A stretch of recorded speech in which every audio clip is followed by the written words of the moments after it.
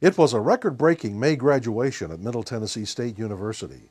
What better way to celebrate than commend some of MTSU's finest and most hardworking students?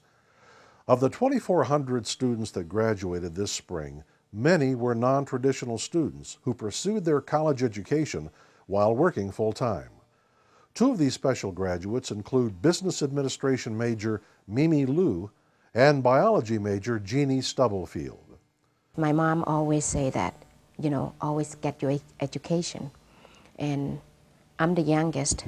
I was 30 years old when I started. I said, even though it takes me 10 years from now to get it, but I'm going to do it. Once I start, I will not stop. For the normal student who has been working on their degree for 4 or 5, 6 years now, because it does take longer now, it seems, they've been waiting for a short amount of time. This is something that I started in 1986. And so I really hope this next degree doesn't take 20-something years to finish. Mimi's story is truly a unique one. Before moving to Tennessee, her family had settled in California, where they arrived after escaping from the communist-ruled country of Laos.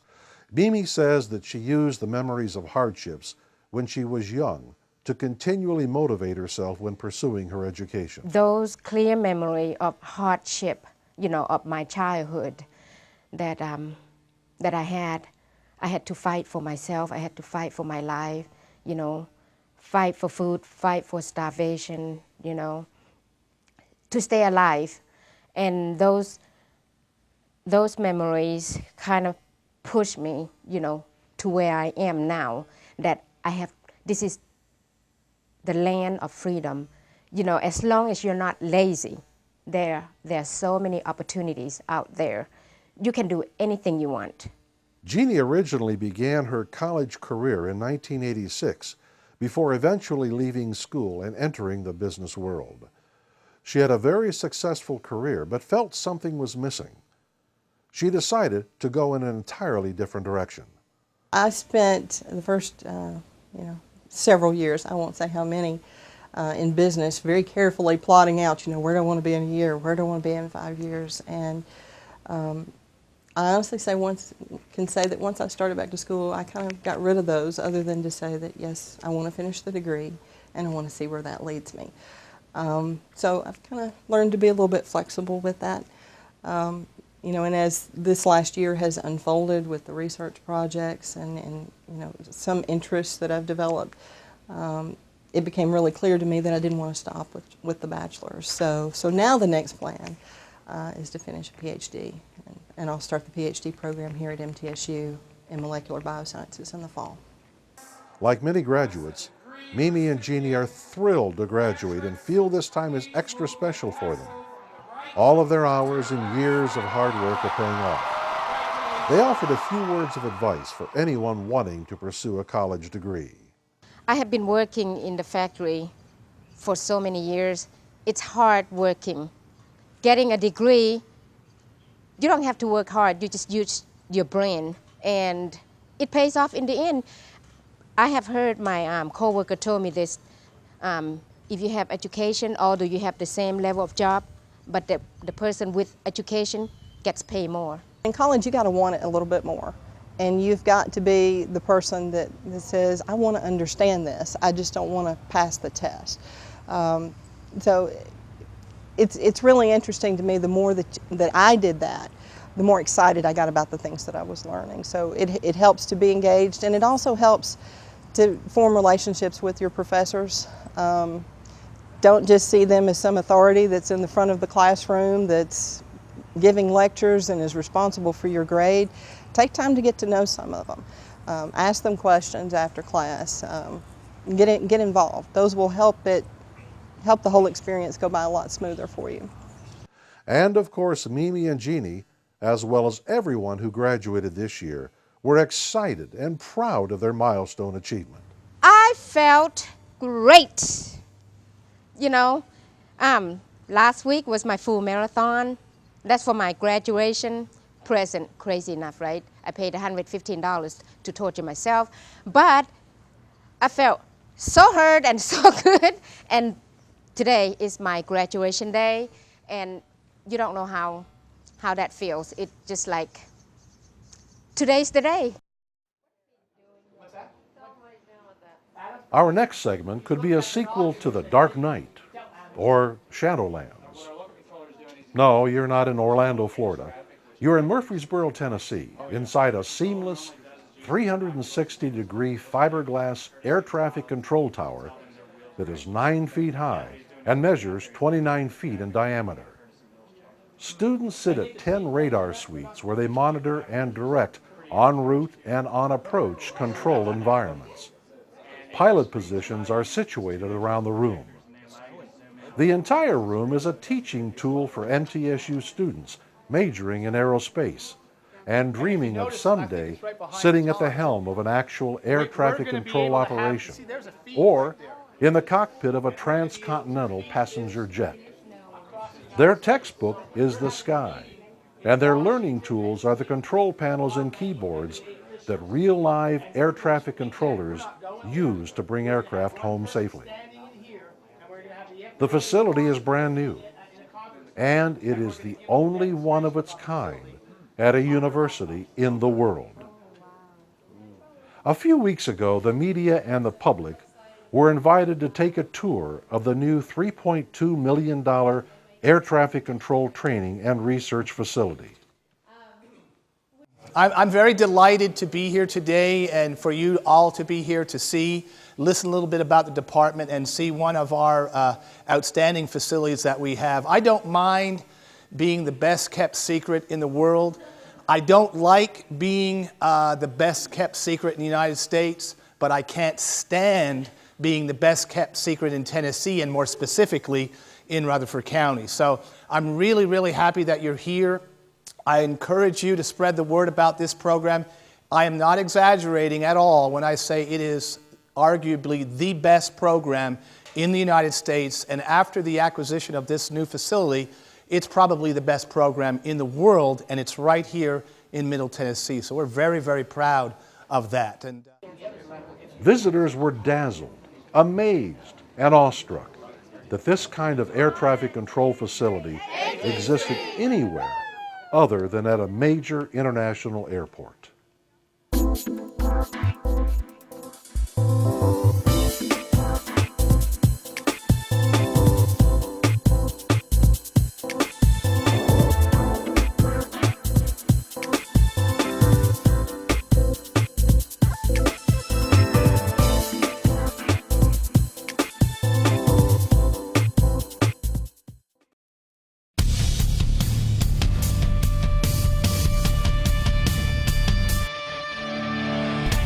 At its heart, education surrounds us with everything we need to reach our dreams. It puts us in the middle of a host of opportunities. One university puts you in the middle of everything. Middle Tennessee State University, Tennessee's best.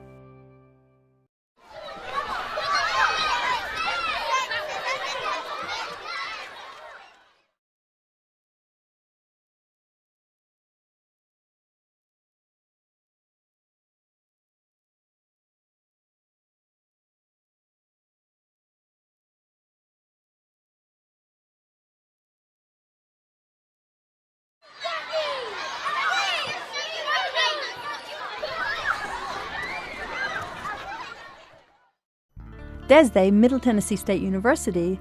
Hola, hay diferentes tipos de ayuda financiera que puedes solicitar para pagar gastos universitarios.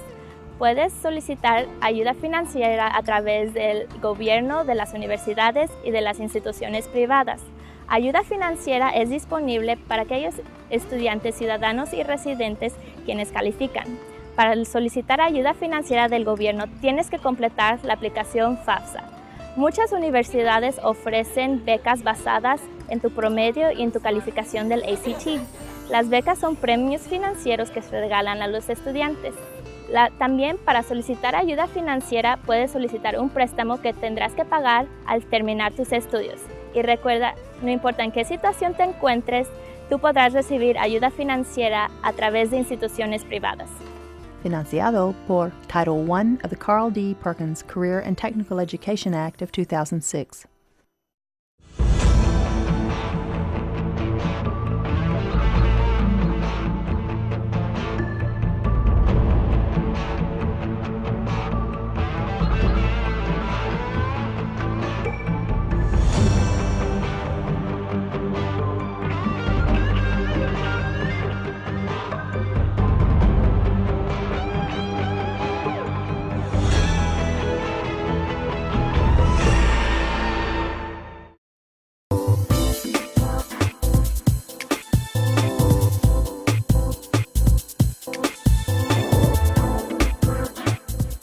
Well, hi, welcome back to more of Out of the Blue. I'm Bob Pondillo, a professor of mass communication over at Middle Tennessee State University's College of Mass Communication. And I've got a couple of guests I'd like you to meet today.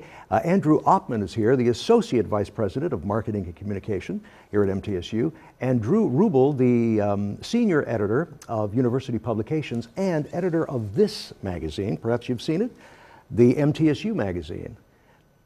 An awesome publication, by the way. And if you're an alumni, you certainly have one of these. I know faculty get them as well. And we want to find out, this has really seen its kind of last legs, haven't it?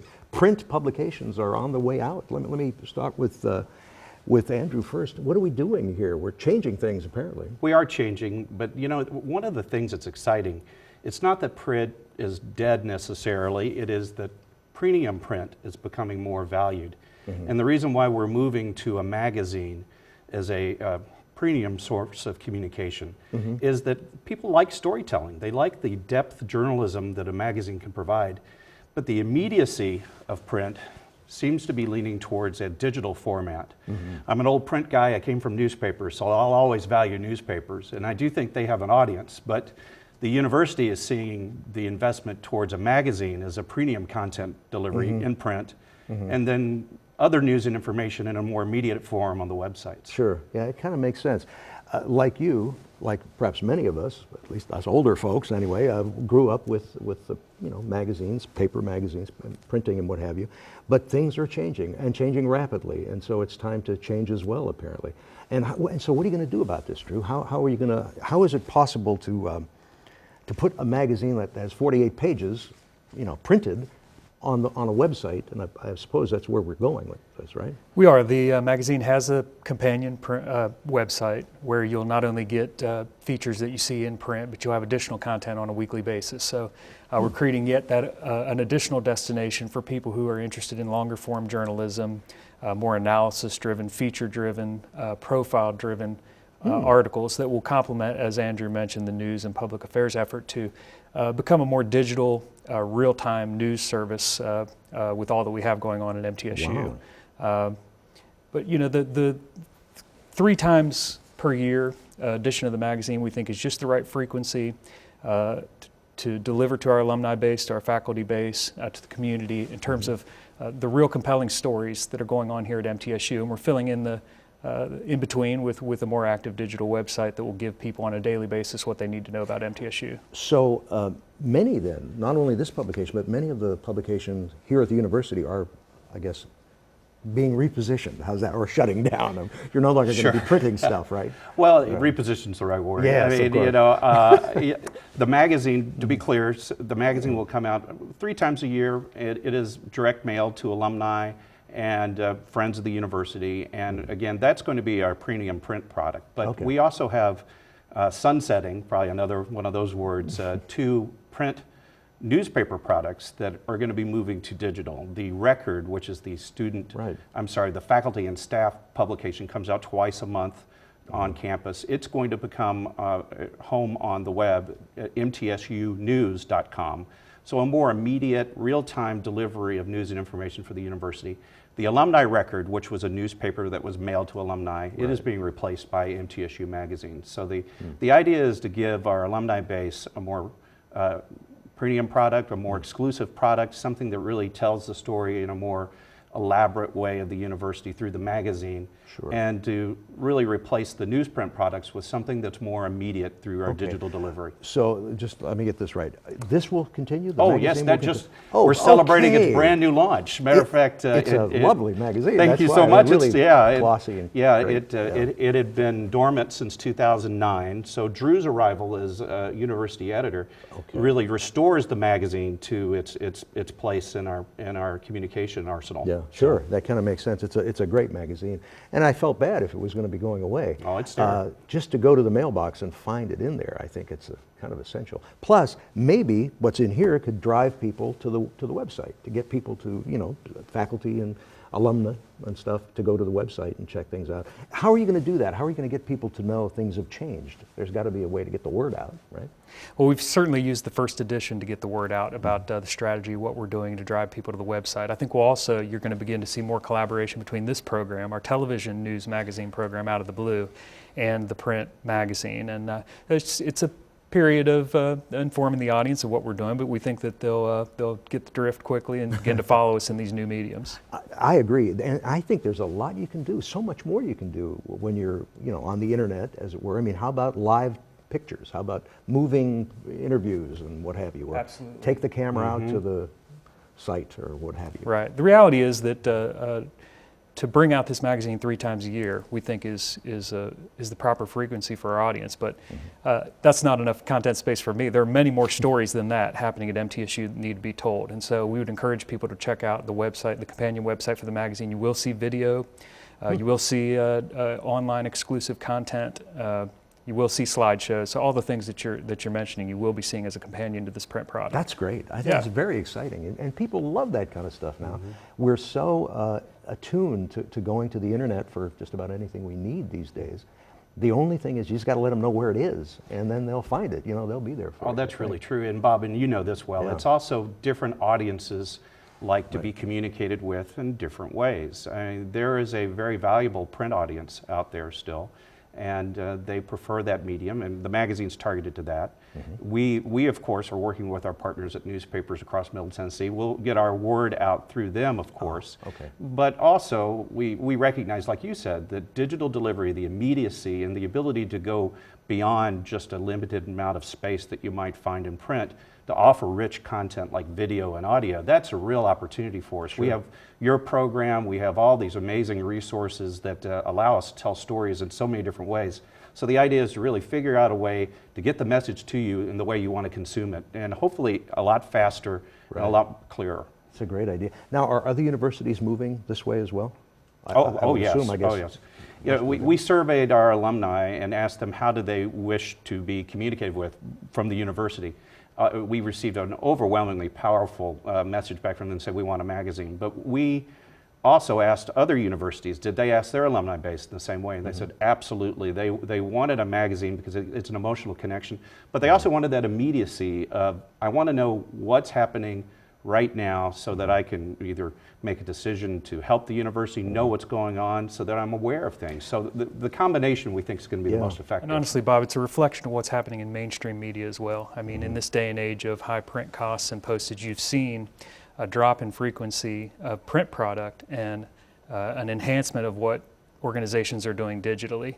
And the rule of the road is if you're going to go to the expense of print and postage, you're going to do something that's of a premium quality with graphics and photography and analysis, feature level content. That's the kind of publication that you'll put on the street in a print way.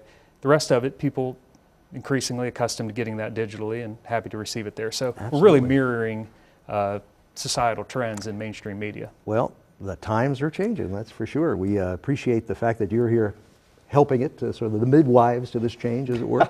And we thank you for coming by. Andrew Oppmann, the Associate Vice President of Marketing Communication, and Drew Ruble, our editor of MTSU Magazine and Senior Editor for University Publications. Thank you both for coming today. Exciting things ahead. And we'll have more in just a moment. Stay with us.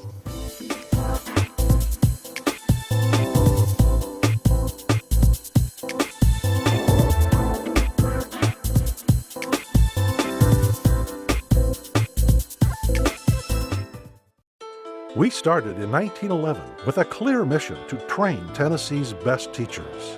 For the last 100 years, Middle Tennessee State University has carried out that mission and so much more. Nationally recognized as an affordable quality university, the #1 choice of undergraduates in Tennessee. As we celebrate our centennial, we look with pride at the past. We look forward to the future. Check out why we're Tennessee's best.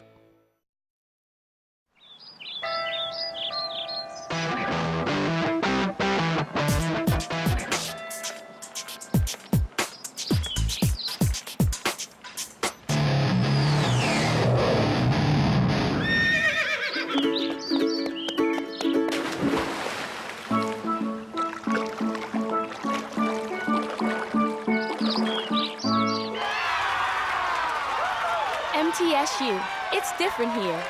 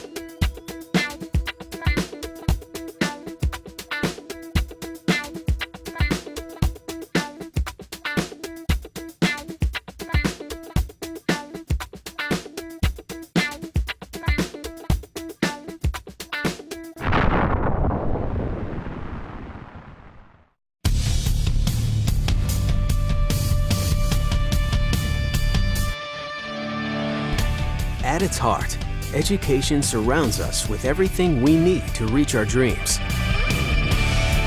It puts us in the middle of a host of opportunities. One university puts you in the middle of everything. Middle Tennessee State University, Tennessee's best.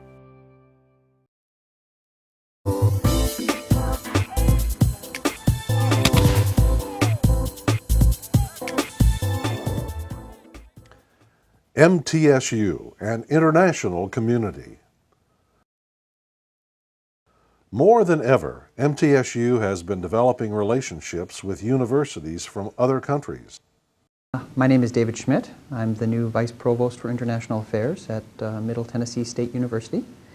And this is actually a brand new position that the institution has put forth and hired someone to really demonstrate the commitment to global and international education and to really centralize all of the different wonderful international activities going on at MTSU.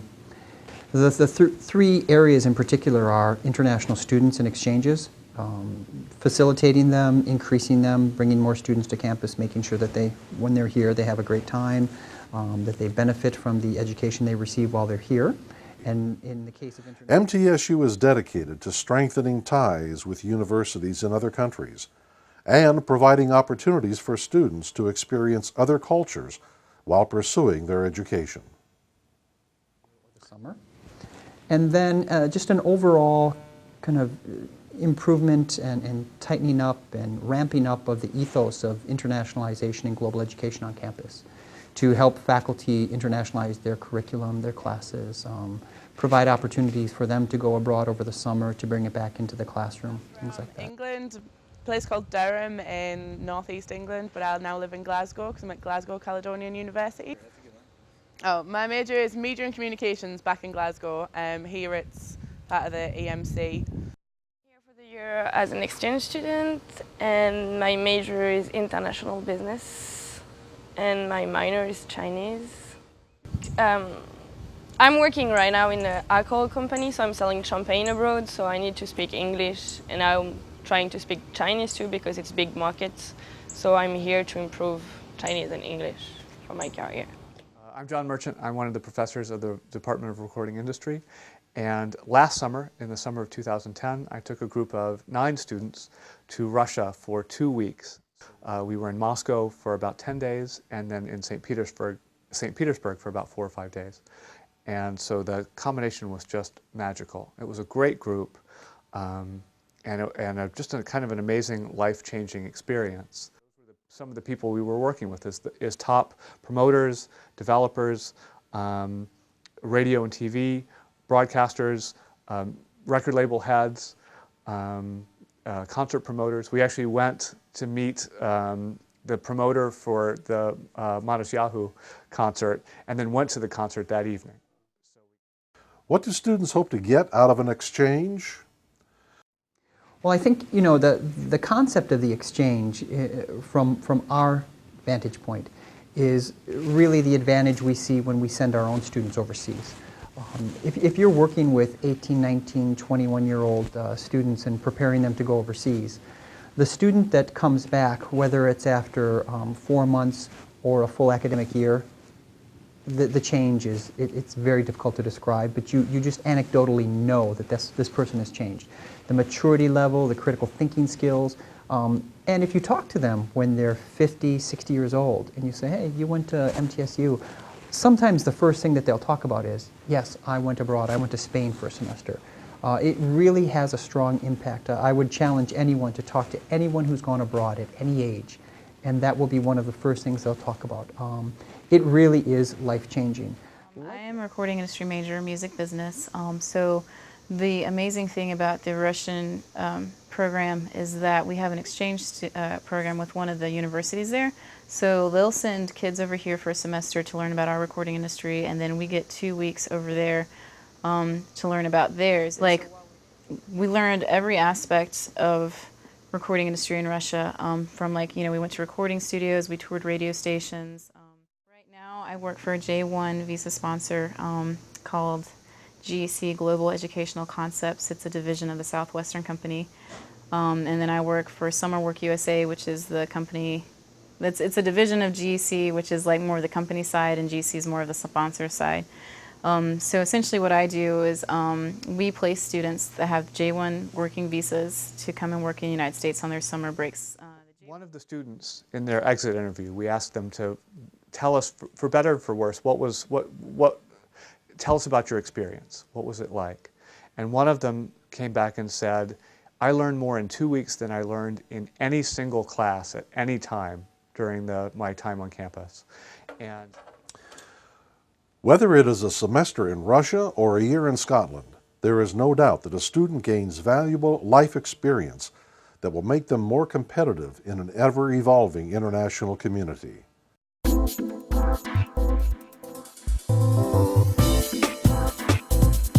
Join us in celebrating 100 years of MTSU history. Check out the Centennial Timeline at mtsu.edu/centennial.